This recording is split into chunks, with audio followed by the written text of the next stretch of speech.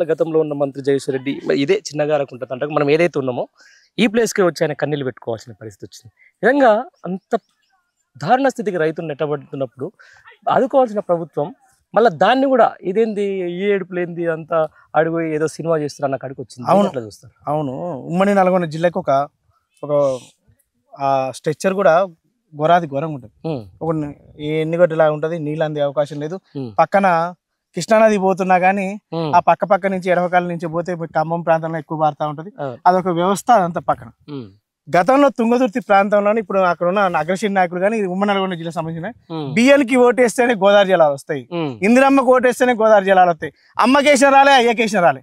కానీ కేసీఆర్ గారి పుణ్యమాని కేసీఆర్ గారు తీసుకొచ్చి ఈ జగదీశ్వర్ రెడ్డి గారు ఉమ్మడి నల్గొండ జిల్లాలో జగదీశ్వర్ రెడ్డి గారు ఆయన సొంత కాన్స్టిట్యూన్స్ లో తిప్పి ఒక రోజు పాట నాగారంలో బస చేయించి అన్నా మా పరిస్థితి ఇది, మీ ఎడారి కంటే అధ్వానంగా ఉన్నాం, ఎడారిలోనే సుక్క నీళ్లు దొరుకుతాయి కానీ తుంగతుర్తి దొరకవు, జలయజ్ఞం అని ధనయజ్ఞంగా మార్చిన ఈ కాలంలో కమిషన్ కాలంలో తిస్తే ఊరు ముందర 10 కోరీలు ఊరి వెనకాల 10 కోరీలు ఉన్నాయి, రక్తం బారింది కాలంలో కానీ నీళ్లు బారలేదని చెప్తే ఆయన ఆధ్వర్యంలోనే కాళేశ్వరం 450 కిలోమీటర్లు ప్రయాణించి కాళేశ్వరం తీసుకొచ్చి మా కాలు కడిగింది జగదీశ్వర్ రెడ్డి గారు. అవును ఏడుస్తారు. ఎందుకు ఏడుస్తారు? రాష్ట్రంలో రాష్ట్ర ప్రజల గురించి అవగాహన ఉంది కాబట్టి 10 సంవత్సరాలు మంత్రిగా చేసిండు, 14 ఏళ్ళు ఉద్యమ ప్రస్థానం కాబట్టి దుఃఖపడుతున్నారు. నా ప్రాంతంలో నాకు ఓట్లు వేసిర్రు, నా రైతాంగానికి నా మీద కోపం ఉంటే మీరు ఏదైనా మాట్లాడండి, నీళ్ళని అభ్యర్థించిండు, దాన్ని కూడా పరాస్కంగా మాట్లాడుతుందంటే నేను చెప్తున్నా ఈ రాష్ట్రంలో 14 ఏళ్ళు ఉద్యమం చేసిన వ్యక్తి, 10 ఏళ్ల పాటు మంత్రిగా చేసిన వ్యక్తి, ఇప్పుడు శాసనసభగా ఉన్న వ్యక్తి, ఈ రాష్ట్రం విద్యుత్ వెలుగులు నింపిన వ్యక్తి, సూర్యాపేట జిల్లా చేసిన వ్యక్తి, కాళేశ్వర జలాలతో ఈ సూర్యాపేటని కాలుగడిన వ్యక్తి జగదీశ్వర్ రెడ్డి గారు బాధపడతాడు. నీళ్లు చూస్తే సంతోషపడే ఏకైక వ్యక్తులు కేసీఆర్ సైనికులు మాత్రమే. నీళ్లు రాకపోతే దుఃఖపడే వ్యక్తులు కూడా కేసీఆర్ సైనికులు, జగదీశ్వర్ రెడ్డి లాంటి గాదర్ కిషోర్ లాంటి వాళ్ళు. గాదర్ కిషోర్ అనే వ్యక్తి కాలం మీద 2 వీలర్ వేసుకొని దగ్గర 80 కిలోమీటర్ల పాటు ప్రయాణించి ఎక్కడ చెక్ డౌన్ కావాలని ఆయన పెట్టిండు. ఈయన ఏమేం కావాలని జగదీశ్వర్ రెడ్డి అప్పుడు మంత్రిగా ఉండి ఆయన శాంక్షన్ చేయించిండు. వాళ్ళు ఎండిపోతున్న పంట పొలాలు కాదు, ఎండిపోతున్న మాకు కుతికెళ్ళ దాకా ఆరిపోతున్న గొంతులు తడిపింది వీళ్ళు కాబట్టి బాధపడతారు. అర్థం ఉంటది. ఇప్పుడు వాళ్ళు ఏం చేస్తున్నారు? ఇప్పుడున్న కాంగ్రెస్ నాయకులు పెద్ద పెద్ద రెడ్లు ఉన్నారు, ఇక్కడ ఇరిగేషన్ మంత్రులు ఉన్నారు, అసలు మా బ్రెయిన్ చైల్డ్ ప్రాజెక్టులు అని అంటారు, అవన్నీ ఉంటాయి. మరి వాళ్ళందరి పరిస్థితి వాళ్ళు ఏం చేస్తున్నారు? ఇప్పుడు వాళ్ళు 6 ఫీట్లు ఉన్నారు అంటారు, ఒక్కొక్కరు అడ్డంగా పెరిగినంటారు, దునపోజు లెక్క పెరిగినంటారు, పెరిగితే పెరిగారు. కానీ ఈయన 3 ఫీట్లు అని అంటారు. ఆ 3 ఫీట్లు ఆయన 2014 2018 పండబెట్టి దొక్కింది కాబట్టి అది డైజెషన్ కావట్లే. మేము రాష్ట్రం మొత్తం వచ్చింది కానీ జగదీశ్వర్ రెడ్డి ఎందుకు ఓడిపోలేదని బాధతో ఊరు కానీ బాధ్యత లేరు. బాధ్యత ఎట్లుండాలంటే జగదీశ్వర్ రెడ్డి కంటే ఎక్కువ పని చేయరు. ఉమ్మడి నల్గొండ జిల్లాలో ఒకటే మంత్రి ఉన్నా గానీ 3 మెడికల్ కాలేజ్ తీసుకొచ్చిండు, 3 జిల్లాలు చేసిండు, యాదాద్రి పవర్ ప్లాంట్ పెట్టిండు, యాదగిరిగుట్టకి ఆయన ఒక పాత్ర చేసిండు, ఉమ్మడి నల్గొండ జిల్లాలో తుంగతుర్తి ప్రాంతంలో కాలువలకు నీళ్లు బారిచ్చిండు, సస్యశ్యామలం చేసిండు. తుంగతుర్తి ప్రాంతంలో 170 గ్రామ పంచాయతీలో 100 గ్రామ పంచాయతీలు బొడ్రా వేసుకుని సంతోషంగా ఊరంటే గొడవలు లేకుండా కక్షల కార్పొరేషన్ లేకుండా అంటే జగదీశ్వర్ రెడ్డి గారికి బీఆర్ఎస్ పార్టీ ఎమ్మెల్యే కృషి. ఇదంతా వద్దు, మళ్ళా పాత రోజులు రావాలా, గొడవలు చేసుకోవాలా, కక్షల కార్పొరేషన్. ఒక్కసారి చూడండి, ఇప్పుడు ఈయన మనం పొలంలో నీళ్లు పారుతుంటే కాలు పెట్టాలంటే కాలు పెడితే లేవు. అందులో ఇది కొంచెం కుష్కే ఇసుక దుబ్బ. ఈ తిరుగుంటే మనం ఇప్పుడు మనం చెప్పే బాధ మనం చెప్పాల్సిన అవసరం లేదు, చూసేటోళ్ళు కూడా అర్థమవుతుంది. అది దారుణమైన పరిస్థితి అన్న నిజంగా. అయితే నేను ఇంతమంది ఇక్కడ కొంతమంది రైతులతో మాట్లాడిన సురేష్ భాయ్, వాళ్ళు ఏమంటారు, మేము అసలు మా పరిస్థితి తీసుకొని అక్కడ ఉన్నటువంటి ఎమ్మెల్యేగా పోటీ చేసినటువంటి దామోదర్ రెడ్డి దగ్గరికి పోయినాం, ఆయన కూడా అసలు మీరు ఓన్ కోటేసి వాడిని దగ్గరికి పోయి అడుక్కోపోరి, నా దగ్గరికి ఎందుకు వచ్చారు, అసలు వస్తే మీ సంగతి చెప్తాను కాడికి బెదిరింపు ధోరణులు చేస్తున్నారని చెప్పేసి రైతులు. అది వాస్తవం, వాళ్ళు చెప్పేది కూడా వాస్తవం.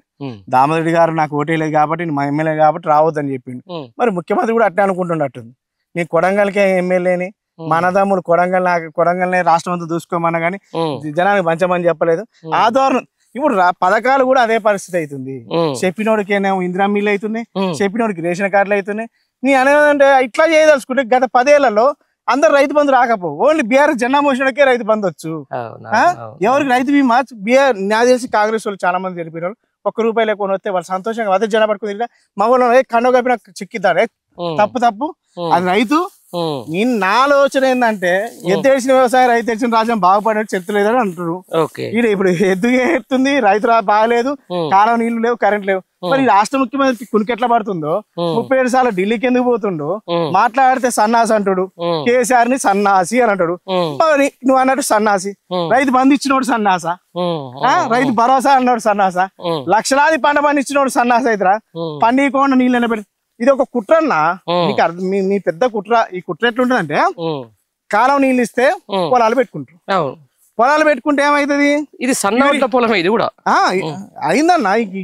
ఇట్లా కానీ ఇంకా చాలా ఉన్నాయి. ఇప్పుడు కొంచెం అన్నా ఇది ఆల్రెడీ కొంచెం ఒడ్లు అయినాయి, కొన్ని తాళైన తప్పి అయినా గానీ ఇంకా చాలా గానీ లక్షలాది ఎకరాలు ఉన్నాయి. పోయి తుంగతుర్తి దాకా మీరు వెనక్కి పోతే, ఇప్పుడు మనకు కొంచెం ముందర పోతేనేమో హుజూర్నగర్ బెల్ట్ వస్తుంది, పైకి పోతేనేమో తుంగతుర్తి వస్తుంది కదా. తుంగతుర్తి కూడా సేమ్ ఇదే పరిస్థితి. కాలువలు అక్కడ ఇది దీనికాడికి నేను తీసుకురావదలుచుకున్నా. ఇది బోరు. ఇందాక నేను ఒక రైతును తీసుకొని వచ్చిన అన్న, గతంలో 10 ఏళ్ల కింద మాకు వద్దు నీళ్లు, మాకు అవసరం లేదు, బయటకు పోతున్న నీళ్లు వద్దో ఆపమన్న దాకా కూడా నీళ్ళు ఆపకుండా ఇచ్చారు మాకు. అందుకనే ఇది మొత్తం పాడుబడ్డ భూమి ఉండే, దీన్ని మేము అచ్చు కట్టుకొని ఈరోజు పొలం చేసుకున్నాము. ఒక్కొక్కటి ఎకరం పాటు, దగ్గర అరెకరం నుంచి ఎకరం పాటు మేము అచ్చు కట్టించినాం. ఈ బోర్ నుంచి ఎప్పుడు ఇట్లా నీళ్ళు ఇట్లా ఊట పోతుండే, ఇప్పుడు లేవు. కనీసం నీళ్లు కాదు కదా, ఏదైనా గట్టినే బయట ఊరు నుంచి ఎవరైనా గట్టిన పండుగ పబ్బం చేసుకుంటే బయలుకట్ల బయటకు పోతే కూడా కడుక్కోవడానికి కూడా నీళ్ళు లేని పరిస్థితి వచ్చింది. రాష్ట్ర ముఖ్యమంత్రి అసెంబ్లీ సాక్షి చెప్పిండు, మా నాయన చచ్చిపోతే స్నానానికి నీళ్ళు లేవు, ఫోన్ చేయించి గంట సేపు వేయించుకున్నాను. అందరికి అదే పరిస్థితి రావాలి. మా నాయన చచ్చిపోయిన నీళ్ళు లేదు కాబట్టి, నీళ్ళు లేవు కాబట్టి అంతే కరువు చేస్తే అనుకుంటున్నాను. కేసీఆర్ గురించి చాలా మంది అంటారు, పెట్టి చంపుతారు అని. అవును, రైతు బంధు వద్దన్న, ఎన్ని ఎకరాలకుంటే అందరు రైతని పెట్టిండు, రుణమాఫీ చేసిండు, కాలంలో నీళ్ళు వద్దు కొత్తలే సార్, జమి పుడుతుంది సార్ అన్న ఎక్కువ తక్కువ నీళ్ళు ఇచ్చిండు, కరెంట్ 24 గంటలు వద్దన్నా కానీ ఇచ్చిండు, వద్దన్న 1003 గురుకుల పాఠశాల పెట్టిండు. ఆయన పెట్టి చంపుతాడు. రేవంత్ రెడ్డి కడుపు కొట్టి చంపుతాడు. కనబడుతూనే ఉంది కదా అన్న, రేవంత్ రెడ్డి కడుపు కొట్టి చంపుతాడు. ఎవరిని కొట్టాలా, ఎవరిని పెట్టాలా? కనీసం నేను అనేదంటే, నీకు రాజకీయాలు ఇంకా 3-4 సంవత్సరాలు ఉన్నాయి, నువ్వు మంచి చేస్తే నీకే ఓటేస్తారు. రాజకీయాలు పక్క పెట్టు. రైతుల పరిస్థితి ఏంది? ఇలా రాష్ట్రంలో పంజాబ్ తర్వాత అత్యధిక ప్యాడీ పండించింది తెలంగాణ రైతులు. ఫస్ట్ ప్లేస్ లో పోవాలి కానీ లాస్ట్ ప్లేస్ లో పోతే నీకేమవుతుంది?